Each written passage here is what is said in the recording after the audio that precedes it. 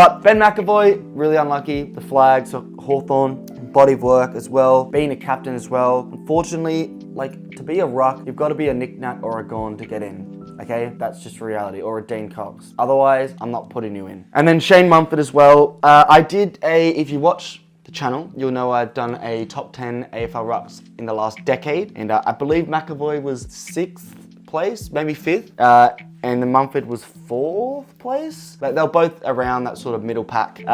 Unfortunately, they don't get in. And you're gonna crucify me, but I've given you my reasoning. Into the top 4, slightly high, but you know what? I put him here anyway, partially because of where he was picked. Now, this guy was originally picked at 75 in the draft. At the bottom, you can't actually see, but it is, if you look at the AFL 2007 AFL draft, he's the last name of the draft before the preseason and rookie draft. Going with Tex Taylor Walker. Now, if Taylor Walker had have gone at 4th place, he would have gone to Melbourne. Now, before I go into that, by the way, the Dogs in 5th place did pick Jared Grant. Sad story about microphone.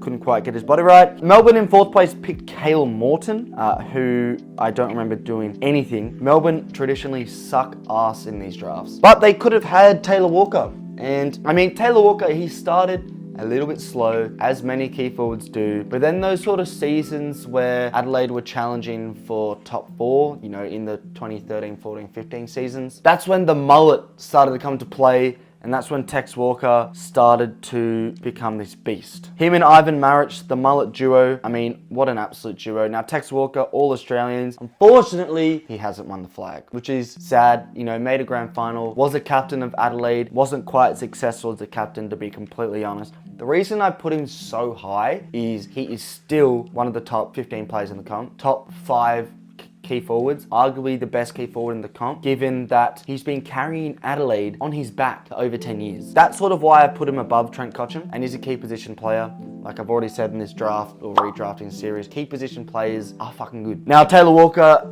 you know, year after year he's performing. He's always been high up in the Coleman. I don't think he's ever been out and out the best key forward in a particular season, okay? But, you know, like I said, recent years he's been aging like fine wine, and I think Adelaide fans know that once he retires, there will be quite a major drop-off in their form, given how reliant they are on Tex Walker, even at his very old age. Now, this leads me on to my top 3, which is the most stacked top 3 in any of these redrafts yet. You would know that, given that Cotchin and Walker aren't in the top 3. In 3rd place, I've got someone whose body of work isn't quite there, okay? And that's probably the reason he's not as high. This guy is one of the best, I think, in his prime, the best player I've ever seen, okay? Or definitely one of the best players I've ever seen. It's Cyril Rioli. Now, Cyril Rioli originally went at pick number 12 to the Hawthorn Football Club. If you